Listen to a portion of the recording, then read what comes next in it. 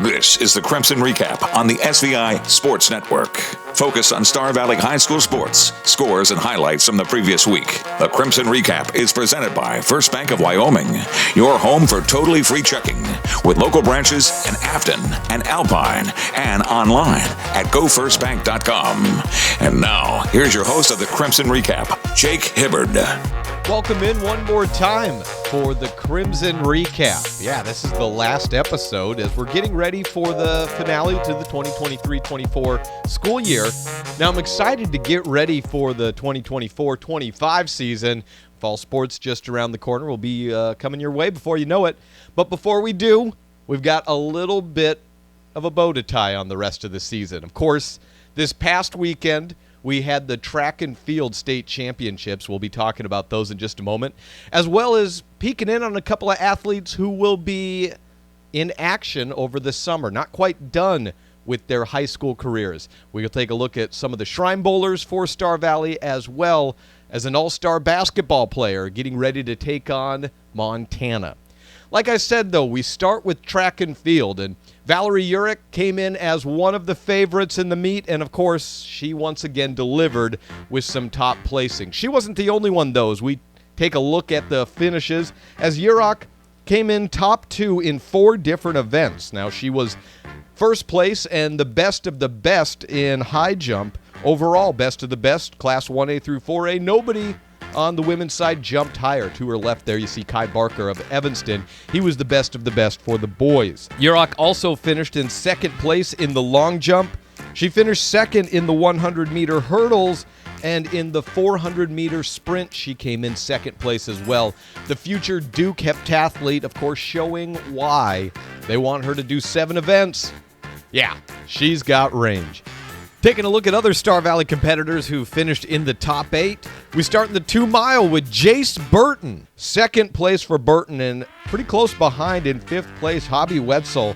Now, Wetzel also competed in the mile on Saturday. It was quite a battle as Wetzel started off on top and then had some members pass him, and then on the final lap took the lead again, and down the final stretch, just not quite enough to come in first, but holds on for second place. So Wetzel with the 5th place finish in the 2-mile and the second place finish in the 1-mile. As for Cami Merritt, she came in as the defending champion in the 300-meter low hurdles and just fell shy from first place in that event. Again, she was first place in the preliminaries on day 1, and then on the final day came in second place overall in 4A. She also competed in the 200-meter sprint, finished 3rd overall in that. So that was it for the spring sports season as they concluded on Saturday with the state soccer championships and the track and field state championships in Casper. But we do have a couple of events coming up this summer for graduated seniors who will have one more time to put on the Star Valley uniform. We'll start off with the 51st Shrine Bowl, which will be played in Casper on June 8th, as they'll be playing in Casper at Cheney Alumni Stadium.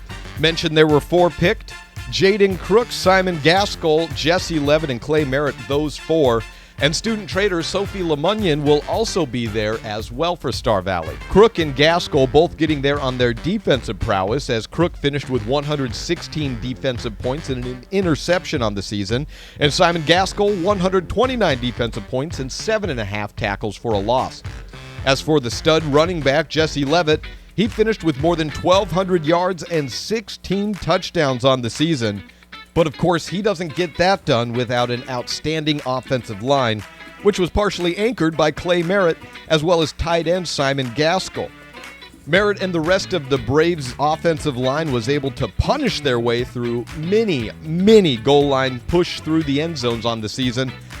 The year, of course, capped off a state championship victory at the 3A level for the Star Valley football team. And come basketball season, Merritt jumped into the SVI ranks as he was a sideline reporter for the basketball teams. Not looking so bad out there, Clay. Oh yeah, and speaking of basketball, finally on the hardwood, Kenley Engelhart will be continuing her career for Star Valley at least another weekend. She was selected to the Montana versus Wyoming basketball all-star team, which will play on June 14th and 15th in back-to-back days as the Best of Wyoming take on the Best of Montana seniors.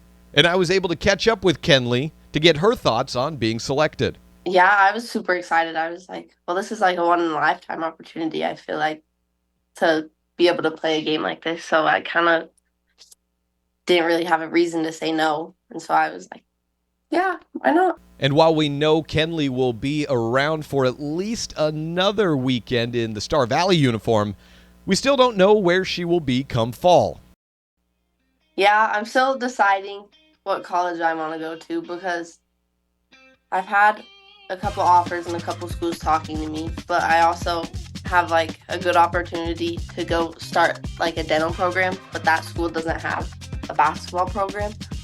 So it's kind of, I have to decide like if I want to play basketball, if I want to start my career right away, or all this. But then also like with scholarships and stuff, I don't know. It's so hard. I still haven't decided. Hey, no rush, Kenley. Take the summer, figure it out, enjoy basketball in the meantime. And I hope you guys enjoyed the Crimson Recap throughout the season. I know I had a lot of fun, whether it was bringing you updates during the football season or wrapping up a week that was with this. Thanks so much for joining me all year long, and I'll look forward to seeing you next year.